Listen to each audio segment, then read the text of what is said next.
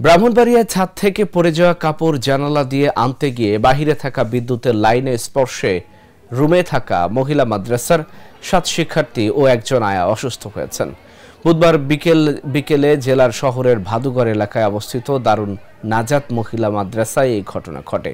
স্থানীয় মাদ্রাসা কর্তৃপক্ষ জানায়, মাদ্রাসার ৪ তলা থেকে বাহিরে একটি কাপড় পড়েছিল বিদ্যুতের তারের উপর। সেখানে দায়িত্বরত আয়া সেই কাপড়টিকে জানালা দিয়ে একটি স্টিলের লম্বা পাইপ দিয়ে আনার চেষ্টা করেছিল। লম্বা পাইপটি সেখানে থাকা বিদ্যুতের তারে স্পর্শ করলে আগুন লেগে রুমের ভিতরে থাকা ছাত্রীদের গায়ে লাগে। স্থানীয়রা আহত শিক্ষার্থীদের সদর হাসপাতালে নিয়ে যান। পরে তাদেরকে উন্নত চিকিৎসার জন্য ঢাকা মেডিকেলে পাঠানো হয়।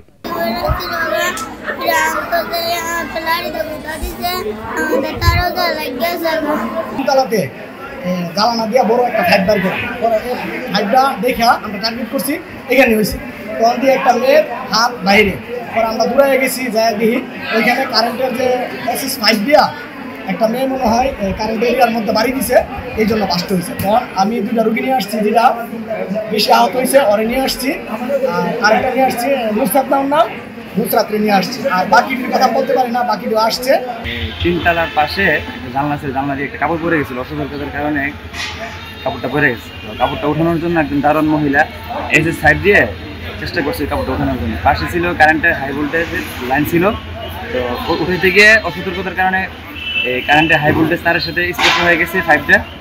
এসএস পাইপটা স্পর্শ হওয়ার কারণে সাথে সাথে এটা বাস্ট হয়ে আগুনের স্ফুলিঙ্গ হয়ে সকলের শরীরে আসা পড়ছে।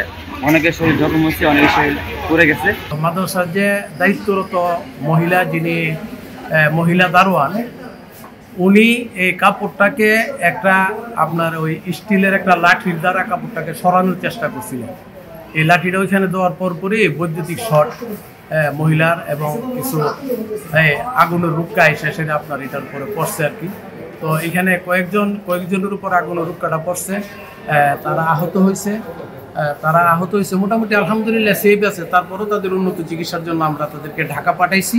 এই যে একটা বিল্ডিং আমরা দেখতেছি, গতকালকে যে দুর্ঘটনা ঘটেছে, মাদ্রাসার ছাত্রী আহত হয়েছে।